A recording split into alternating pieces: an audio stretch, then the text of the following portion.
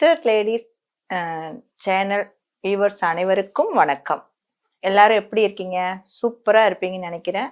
So இன்னைக்கு நாம பார்க்க போற டாபிக் வந்து பார்த்தீங்கன்னாக்க, இந்த குழந்தையின்மை இதுக்கான டாபிக்கை நம்ம இன்னைக்கு பார்க்க போறோம். நெறைய பேருக்கு வந்து பார்த்தீங்கன்னாக்க, இந்த ப்ராப்ளம்ஸ் இருக்கு.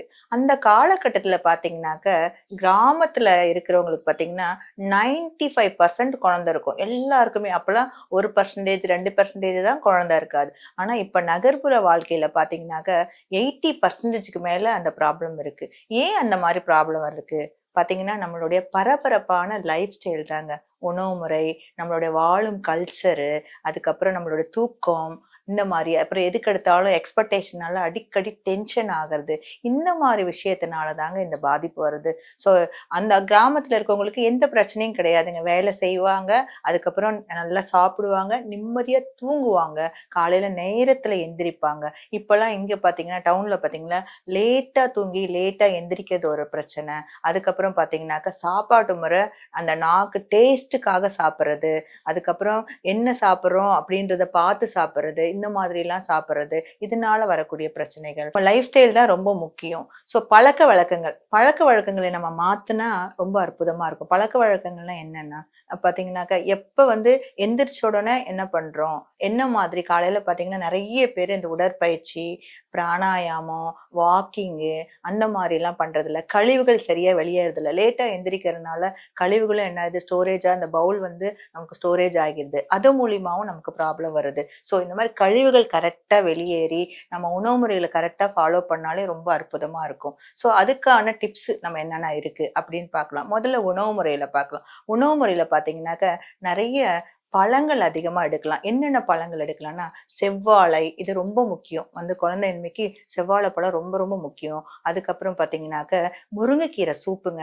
நெறைய வந்து இந்த கீரைகளே அரசன் முருங்கைக்கீரைன்னு சொல்லுவாங்க. நெறைய அந்த முருங்கைக்கீரை வித்துக்கள், அந்த முருங்கைக்கீரை சம்மந்தப்பட்டது, முருங்கைக்கீரை இதெல்லாம் நம்ம ப்ரிப்பேர் பண்ணி நல்லா சாப்பிடும்போது, அதுவும் ரொம்ப ரொம்ப நல்லா இருக்கும். அதுக்கப்புறம் பார்த்தீங்கன்னாக்க, நட்ஸ் வகைரங்க. இதுல வந்து அத்திப்பழம், ஸோ இதெல்லாம் ரொம்ப நல்லது. நீங்க அத்திப்பழம், பாதாம், பிஸ்தா, அக்ரூட்டு இதெல்லாம் சேர்ந்து லட்டு மாரியும் சாப்பிடலாம். இல்ல அத நீங்க ஊற வச்சு, நீங்க வந்து அத வந்து உணவாவும் சாப்பிடலாம். இந்த மாதிரியும் நீங்க பண்ணலாம். இதெல்லாம் செய்யும்போது நம்ம உடம்புக்கு ரொம்ப அற்புதமான விஷயங்களா இருக்குது. ஸோ இதெல்லாம் எடுத்துக்கலாம். அதுக்கப்புறம் சீட்ஸ் வகையில பார்த்தீங்கன்னாக்க, நீங்க இந்த பம்ப்கின் சீட்ஸு, சியா சீட்ஸு இதெல்லாம் கொஞ்சம் நீங்க எடுத்து நீங்க சாப்பிடலாம். அதுக்கப்புறம் பார்த்தீங்கன்னாக்க, வெள்ளரி விதை இதெல்லாமே எடுத்துக்கலாம். இதெல்லாம் எடுக்கும்போதும் நிச்சயமா அதுவும் ரொம்ப நல்லா சப்போர்ட் பண்ணுது.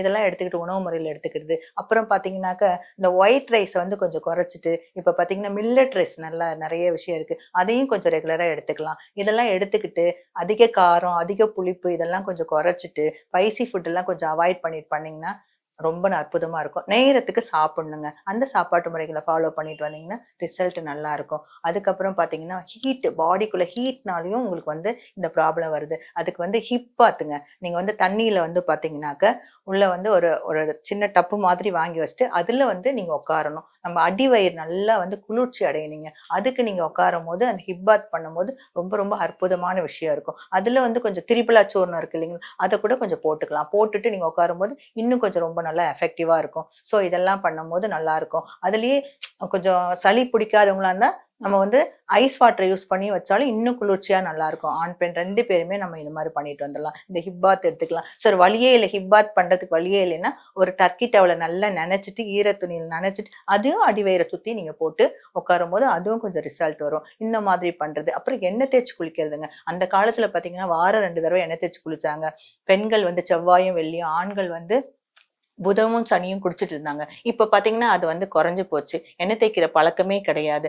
அதனால இப்ப நீங்க வந்து இந்த இதுக்கு பாடி குளிர்ச்சி ஆகுறதுக்கு எண்ணெய் தேய்ச்சு குளிக்கணுங்க. தலைக்கு தேங்காய் எண்ணெயும், உடம்புக்கு நல்லெண்ணெயும் ரெகுலரா கொஞ்சம் குளிச்சுட்டு வரும்போது, மசாஜ் பண்ணும்போது பார்த்தீங்கன்னாக்க, சர்க்குலேஷன் கிடைக்குங்க. பிளட் சர்க்குலேஷன் நல்லா இருந்தாலே, அந்த ஆர்கனுக்கு தேவையான, யூட்ரஸ்க்கு தேவையான, ஸ்பெர்ம்ஸ் கவுண்டிங்க்கு தேவையான அந்த எனர்ஜி எல்லாம் நல்லா கிடைக்குங்க. அந்த ஹேர் போர்ஸஸ்லாம் நல்லா ஓப்பன் ஆகி சர்க்குலேஷன் கிடைக்கும். ஸோ இதுக்காகவும் நம்ம வந்து எண்ணெய் தேய்ச்சு குளிக்கணும். ஸோ எண்ணெய் தேய்ச்சு குளிக்கிறது, நல்ல உணவு முறைகள், பழங்கள் இந்த மாதிரி எல்லாம் சாப்பிடுறது, காய்கறிகள் நார்ச்சத்துள்ள அதிகமான காய்கறிகள் சாப்பிடுறது, நல்ல கழிவுகள் நல்லா வெளியேறது, மனசை ரொம்ப சந்தோஷமா வச்சுக்கிறதுங்க. அது ரொம்ப ரொம்ப முக்கியம். அந்த பரபரன்னு டென்ஷனான லைஃப், எது எடுத்தாலும் கோவம், உணர்ச்சி வசப்படுறது, அதிகமான எக்ஸ்பெக்டேஷன், இதனாலேயே நம்ம உடம்பு பாதிக்குது. ஸோ மனசை எப்பயுமே ஹாப்பியா சந்தோஷமா வச்சுக்கிறது. நல்லா எப்பயுமே பாத்தீங்கன்னா சொல்லுவாங்க இல்லைங்களா, ஆட்டம் பாட்டம் கொண்டாட்டம். அந்த மாதிரி நியூலி மேரிட் கப்புள் மாதிரி ரொம்ப சந்தோஷமா இருக்கிற எந்தெந்த பிரச்சனைகள் எல்லாம் தூக்கி ஓரம் கட்டி வச்சுட்டு, ரொம்ப மனதை அமைதியா வச்சுட்டு, நல்லா யோகா, பிராணாயாமம்,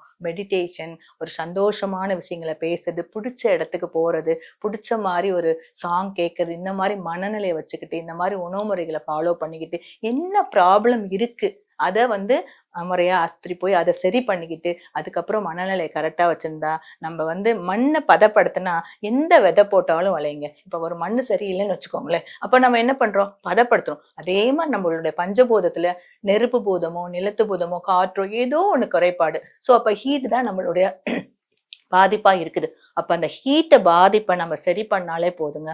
ரொம்ப ரொம்ப அற்புதமா இருக்கும். சோ இந்த விஷயங்கள்லாம் ஃபாலோ பண்ணிட்டு, நீங்க உறவு முறைய மாத்திட்டு, மனச சந்தோஷமா வச்சு பாருங்க. வாழ்க்கையில நீங்க நினைக்கிற விஷயம் அற்புதமா நடக்கும். இந்த மருத்துவ முறைகள் எல்லாம் நீங்க ப்ராப்பரா இதெல்லாம் டே டு லைஃப், இத மருத்துவ முறைன்னு கூட சொல்ல மாட்டேன். டே டு லைஃப்ல நீங்க ரெகுலரா ஃபாலோ பண்ணும்போது, நிச்சயமா நீங்க நினைக்கிற காரியம் அற்புதமா இருக்கும். அற்புதமான கருவுளிய திருவுடைய மக்கட்பேறுன்னு நம்ம சொல்லுவாங்க சித்தர்கள் எல்லாம். அது மாதிரி உங்களுக்கு அற்புதமான குழந்தை பிறக்கும். நீங்க அற்புதமா குழந்தை உருவாயிடுச்சுன்னு சொல்லிட்டு எனக்கு கால் பண்ணி சொல்லுவீங்க. நேர்லயே பார்ப்பீங்க. இந்த அற்புதமான விஷயத்த கேட்கறதுக்கு நான் காத்துக்கிட்டு இருக்கேன். அனைவருக்கும் வணக்கம்.